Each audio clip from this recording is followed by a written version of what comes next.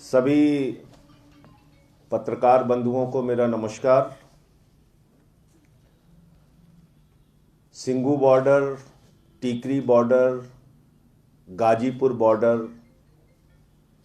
Bharatiya Janata party के राज में, मोदी जी के राज में ऐसा प्रतीत हो रहा है कि चीन और पाकिस्तान की सीमा हो गई है। वहां पर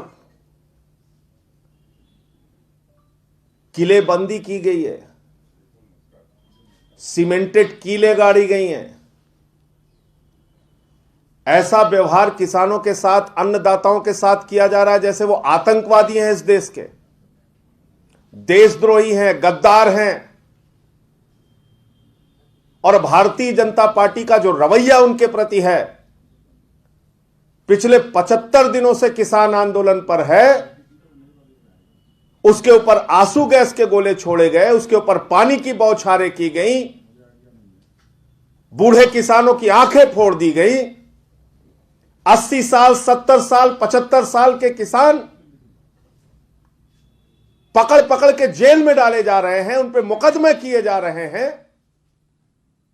गुरमुख सिंह जी जो एक्स आर्मी मैन है, 80 साल के किसान, उनको उठा के जेल में डाल दिया। इतनी जुर्म, इतनी जाति, इतना अत्याचार करने के बावजूद इस सरकार में रहम नाम की, दया नाम की एक इंच मात्र भी कोई चीज नहीं बची। कल भी सदन के अंदर हम लोगों ने हल्ला किया, आवाज उठाई किसानों की, और आज आम आदमी पार्टी ने अकेले देश के सर्वोच्च सदन में, राज्यसभा में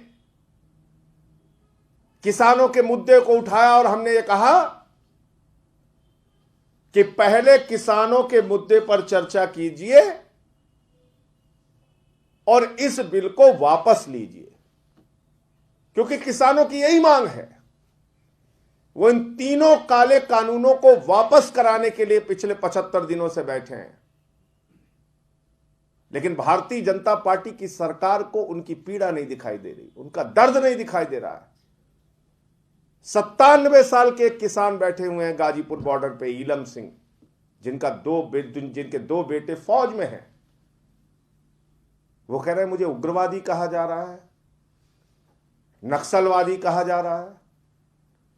वो कह रहे हैं अंग्रेजों से ज्यादा जाति हो रही सरकार में। और आज सदन के अंदर जब मैं किसानों की आवाज को उठा रहा था, एक ही मांग कर रहा था कि चलो इतना जुर्म कर लिया, 165 किसानों ने अपनी शहादत भी दे दी, कम से कम उनके मुद्दे पर चर्चा तो कर लीजिए। इन तीनों काले कानूनों को अब तो वापस ले लीजिए। लेकिन सरकार का तानाशाही रवैया, कुछ भी सुनने को तैयार नहीं। कहते साहब राष्ट्रपति के अभिभाषण में आप किसान के मुद्दे पर भी बोल लेना। अजीब बात है, इतने बड़े आंदोलन पर अलग से चर्चा नहीं हो सकती, इन बिलों के वापसी की बातचीत अलग से नहीं हो सकती। राष्ट्रपति के अभिभाषण में तो 50 मुद्दे रहते हैं। कह रहे हैं उन 50 मुद्दे पे बोलिए और उसमें किसान पर भी बोल लीजिए। ऐसा आखिर क्यों?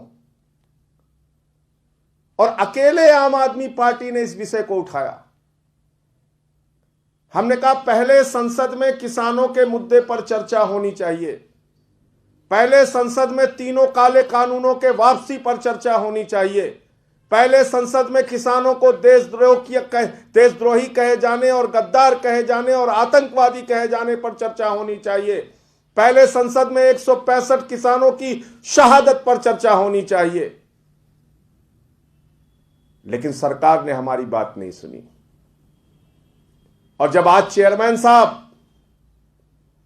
बार बार आम आदमी पार्टी के सांसदों पर कार्रवाई करने की बात कर रहे थे, तो उन्होंने नेता विपक्ष और कांग्रेस पार्टी के नेता आदरणीय गुलाम नबी आजाद जी से भी कहा कि आर वी हेल्पलेस, तो मुझे अफसोस हुआ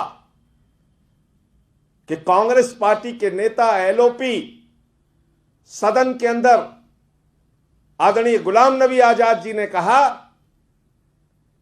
कि हमने जो कहा था, जो तय किया था, हम उसके साथ खड़े हैं। मैं पूछना चाहता हूं, कांग्रेस और बीजेपी ने आपस में क्या तय किया है? आपस में तय करके वो क्या करना चाहते हैं?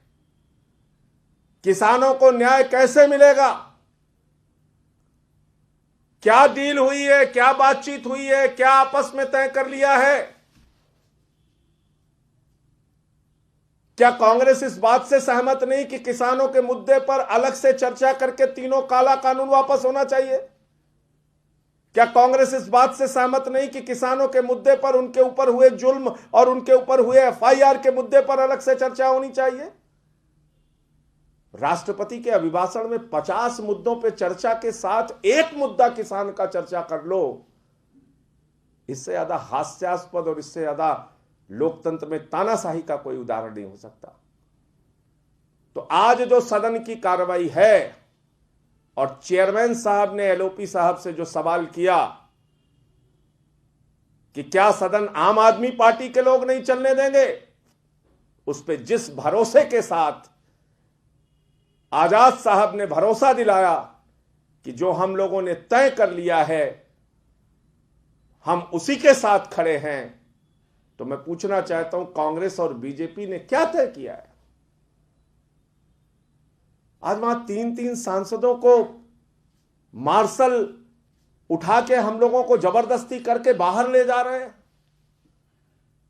और पूरी की पूरी कांग्रेस पार्टी खड़े होकर तमाशा देख रही है। कोई आवाज निकालने के लिए तैयार नहीं। ये क्या है? ये इस बात का संकेत है कि किसानों के मुद्दे पे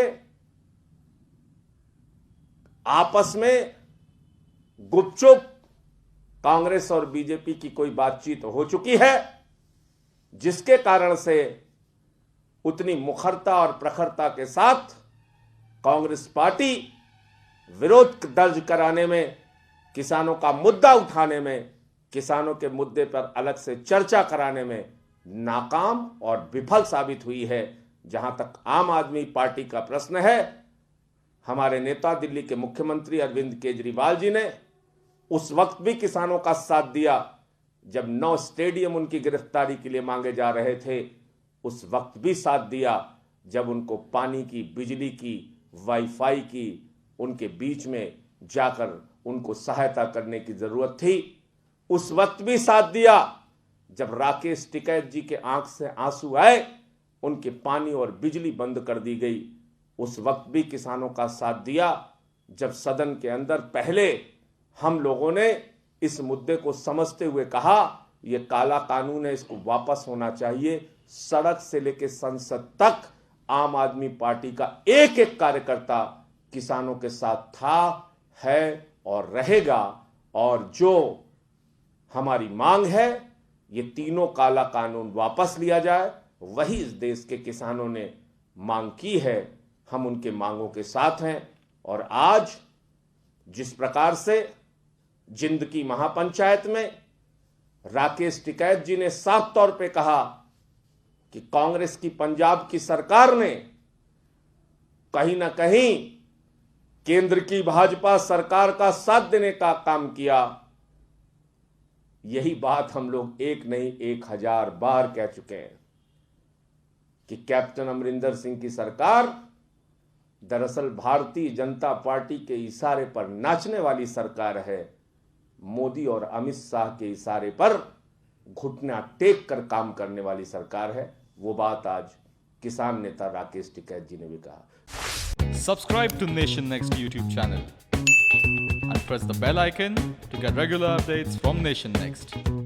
Also like Nation Next Facebook page and follow us on Instagram and Twitter.